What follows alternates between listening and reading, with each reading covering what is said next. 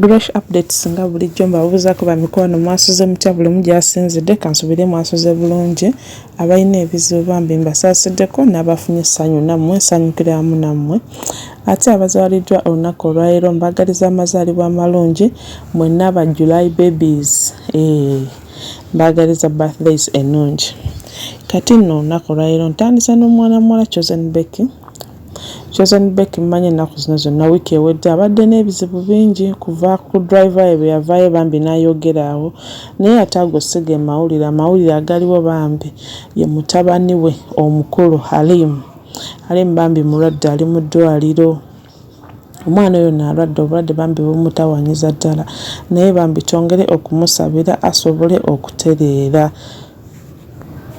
ate nga tuvuddeyo eyo kantwaleko watengetenge naye omwerabireko ngeri gyanyumira ennyo Dubai beeguddeko ne Madrat and Chico ekyabadde eyo sooka obyerabireko ate nkomewo nkwongereyo mukwano.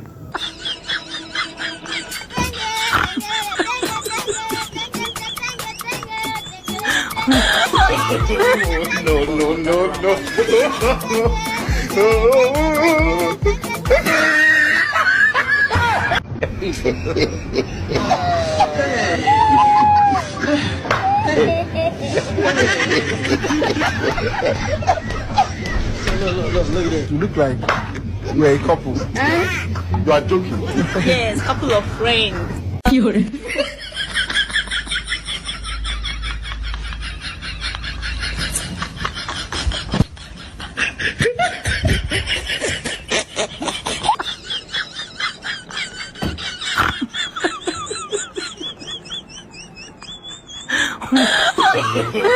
No.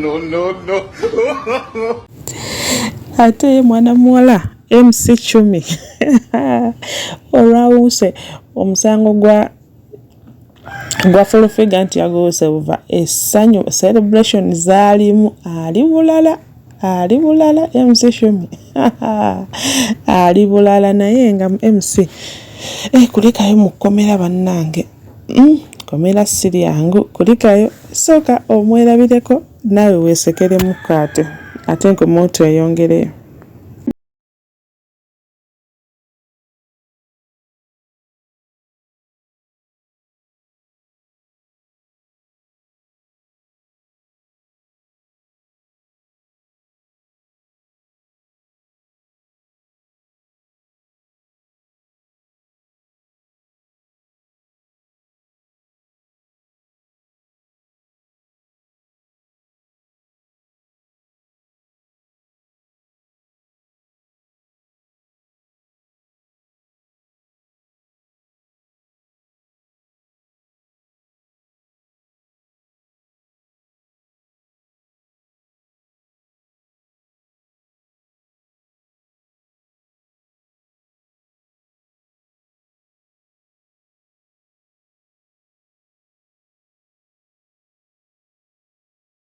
Zagalo Sharude bitala tebazzemu ne bimuta mbuuzaani Sasha Brighton kamaama ati yavaayo wali mu interview wa Ruth n'agamba nti omusajja taata lubuto taata baby kye yamukola bye byamuyita n'okuyimba ku luyimba lwe yayimba ne Chris Evans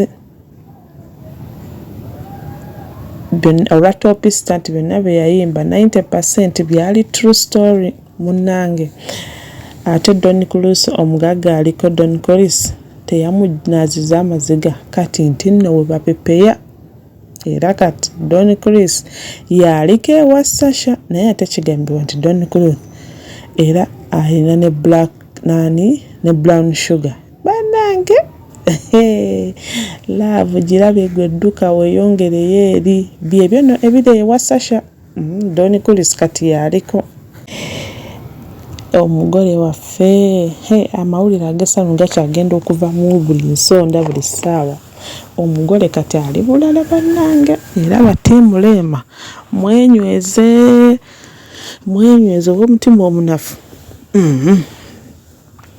pressure zigenda kukuba zikuyiteku bw'atyo maama wa Kenzo bwe yavuddeyo maama we oli eyamwadoptinga omuzungu bambi yavuddeyo n'ayogera essanyu lyalina mutabani we yamugamba nti mami nafunye omukyala era ngenda kukola ki kutongoza. Mami sijja mwanda bigambo bukama ngenda kolera ka video mulaye mami bwasanyuka essanyu ly'omuzadde lyonna bambi ng'awulira essanyu mutabani we finally naye afunye omukyala. Ate nkulekereko ne kale ka video nga Eddie Kenzo ali ku kivulo abuuza bane baby wange atabukira bouncer baby wange nagambye omukuume. Is your son. And there was immediate love in my heart for him and a connection that didn't take hours, did it? No. It was instant. And when I found out who he was, I started trembling. I said, wow. Lord, if I had known who he was, I would not have believed that this is really from you. But I know now it's from you.